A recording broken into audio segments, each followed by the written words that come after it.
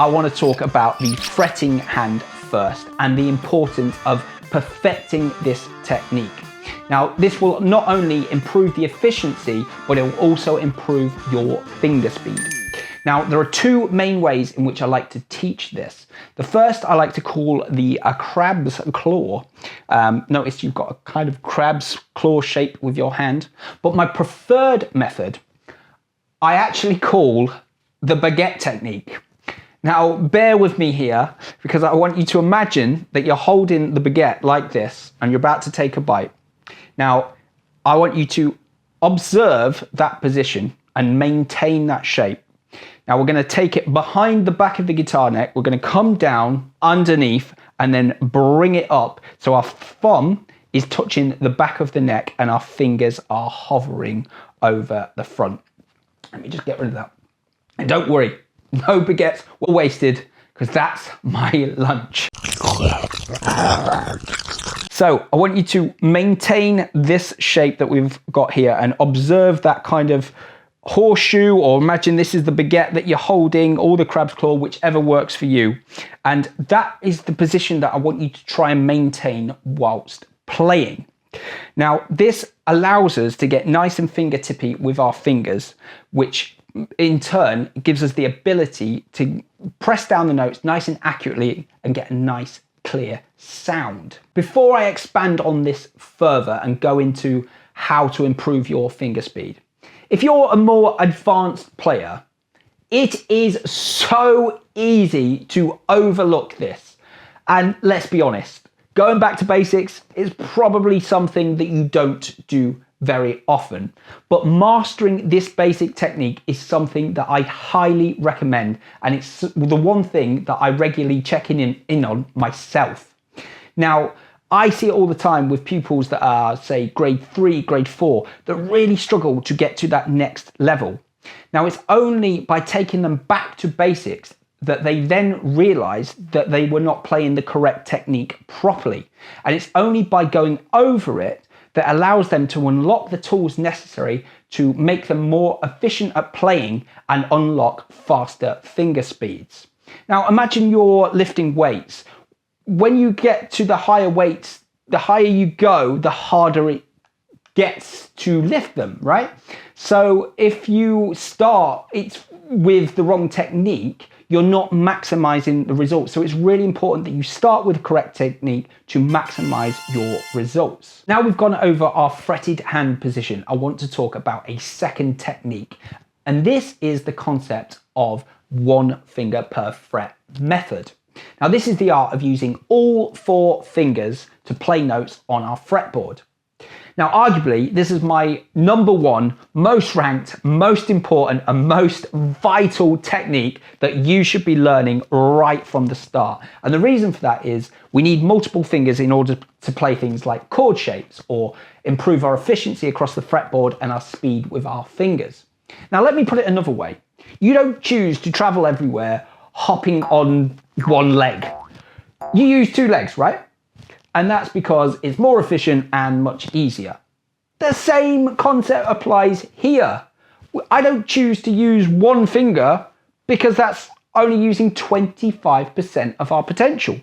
Now, there's 25% in each finger, so we use 2 fingers, 50%, 3 fingers, 75%.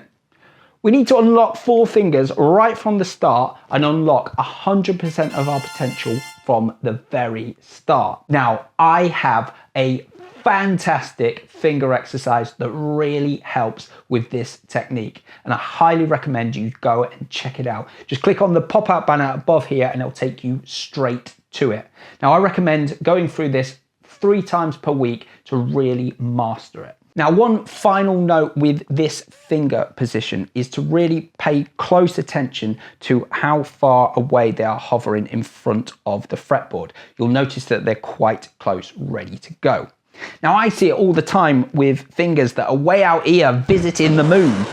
You need to be really aware of this because you want your fingers close and ready to go, because it's so much more efficient pressing notes that are close to the fretboard and faster than it is with those fingers that are out here in space. Now, before I move on to give you my second essential tip, I wanted to talk about sitting and playing with your guitar. Now, I'm using my lovely Fender Strat to demonstrate this for reasons which I'll explain in a moment. But if you've got something like a Gibson Flying V, obviously you'll need to stand because the guitar slips down.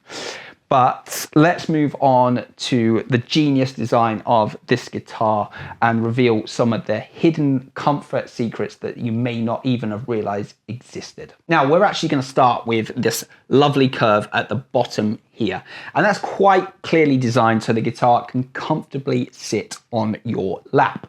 Now, if I take my hands away from the guitar, you can immediately see it's actually fairly well balanced. It's not headstock heavy where it's trying to pull down this way, and likewise it's not body heavy where it's trying to pull the neck up. It actually just comfortably sits in your lap, and it's actually really intuitive and comfy to play right from the start.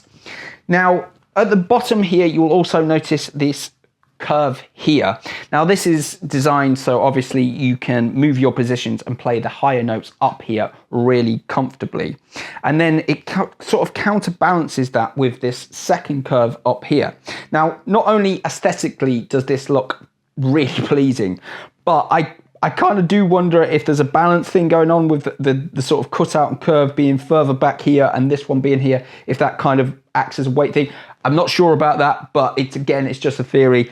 And then on top of that, you can even use it as a handle to pick up your guitar. Now, we've also got a curve on the back of the guitar here. You'll see this sort of cutout bit here. Now, that allows your body position to lean right over the top and get a really good view of the fretboard and your picking hand. And then we've also got a curve, a slotted curve on the front of the body here.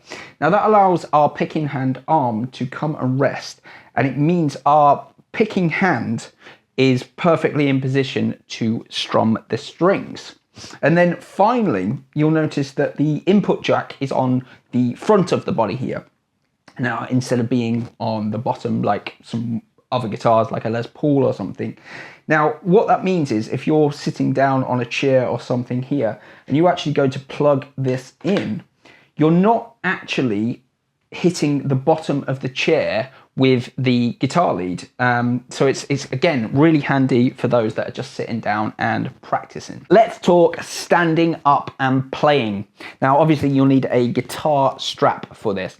One thing I find when I'm learning songs, I can often play them while I'm sitting down, no problem at all. Yet when I come to standing up and play them, it's not always the case. And quite often I have to practice them quite a bit more to be able to play them standing up.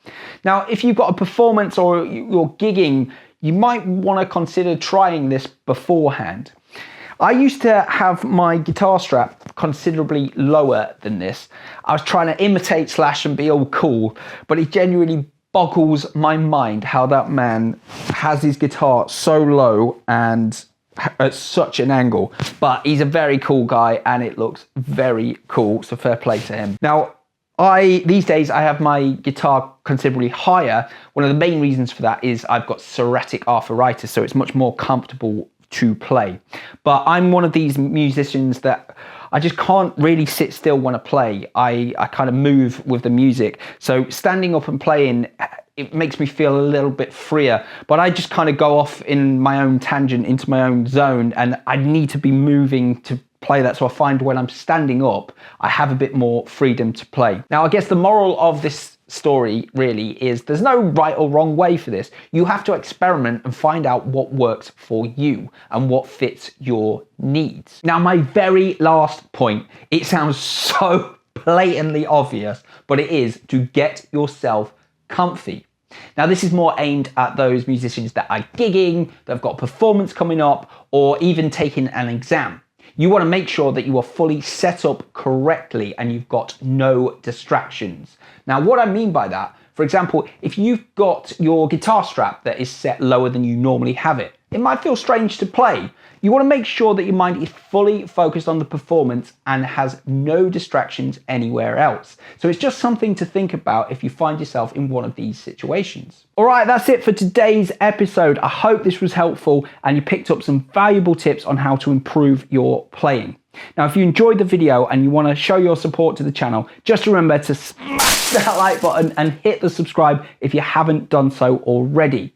I've got plenty more covers, tips, tricks, and tutorials that I definitely recommend you go and check out. You can do so by heading on over to my channel. Just simply click on the links available in the description below, or you can simply wait for the next video suggestion to appear just up here. Thanks for tuning in. As ever, you've been watching The Music Halls.